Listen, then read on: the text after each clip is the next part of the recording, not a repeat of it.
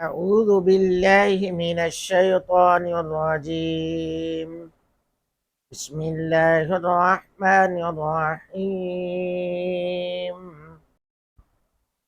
ولله غيب السماوات والأرض وما أمر الساعة إلا كلمح البصر أو أقرب إن الله على كل شيء قدير. والله أخرجكم من بطون أمهاتكم لا تعلمون شيئا وجعل لكم السمع والأبصار والأفئدة لعلكم تشكرون. ألم يروا إلى الطير مسخرات في جو السماء ما يمسكهن إلا الله إن في ذلك لآيات لقوم يؤمنون. والله جعل لكم من بيوتكم سكنا وجعل لكم من جلود الأنعام بيوتا تستخفونها يوم ظعنكم ويوم إقامتكم ومن أصوافها وأوبارها وأشعارها أساسا ومتاعا إلى حين. والله جعل لكم مما خلق زلالا وجعل لكم من الجبال أكنانا وجعل لكم سرابيل تقيكم الحر وسرابيل تقيكم بأسكم كذلك يتم نعمته عليكم لعلكم تسلمون. فإن تولوا فإنما عليك البلاغ المبين. يعرفون نعمة الله ثم ينكرونها وأكثرهم الكافرون. ويوم نبعث من كل أمة شهيدا ثم لا يؤذن للذين كفروا ولا هم يستعتبون. وإذا رأى الذين ظلموا العذاب فلا يخفف عنهم ولا هم ينظرون.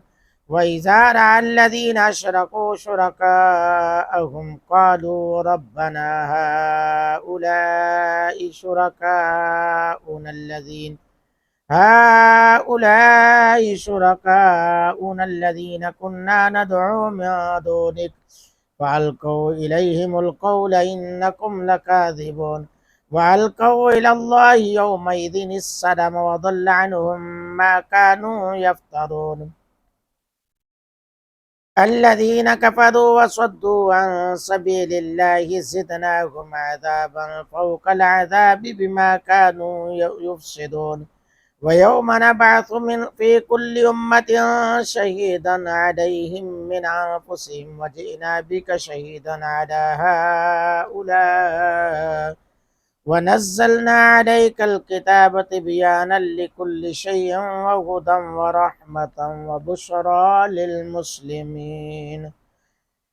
إن الله يأمر بالعدل والإحسان وإيتاء ذي القربى وينهى عن الفحشاء والمنكر والبغي يعظكم لعلكم تذكرون.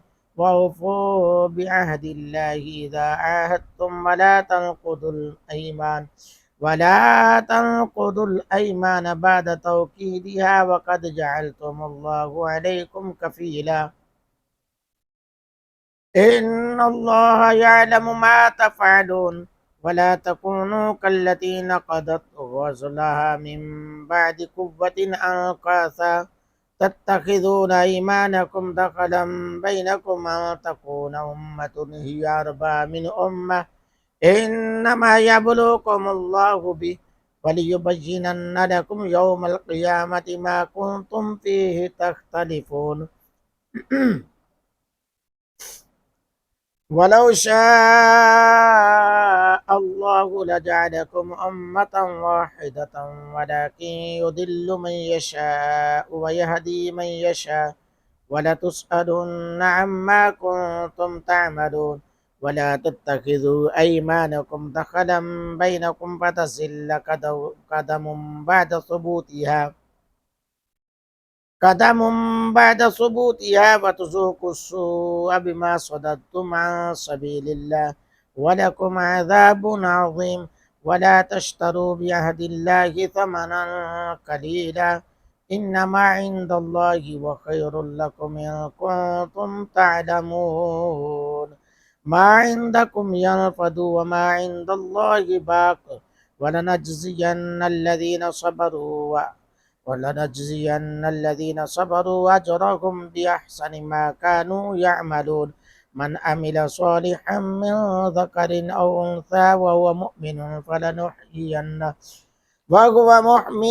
فلنحيينه حياة طيبة ولنجزينهم أجرهم بأحسن ما كانوا يعملون فإذا قرأت القرآن فاستعذ بالله من الشيطان الرجيم إنه ليس له سلطان على الذين آمنوا وعلى ربهم يتوكلون إنما سلطانه على الذين يتولونه والذين هم به مشركون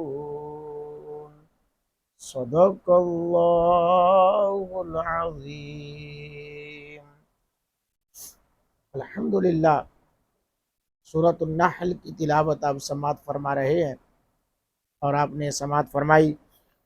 دعا کرتا ہوں کہ اللہ تعالیٰ میرا قرآن کا پڑھنا، آپ کا سننا ہم سب کے لیے باعث بخشش فرمائے، اور دعا گو کہ اللہ تعالیٰ اس قرآن کی تلاوت کو میرے لیے، میرے اہل و عیال، آباء و اجداد کے لیے بھی بخشش کا سامان بنائے، آپ سب کے لیے، آپ سب کے اہل و عیال، آباء و اجداد کے لیے بھی بخشش کا سامان بنائے۔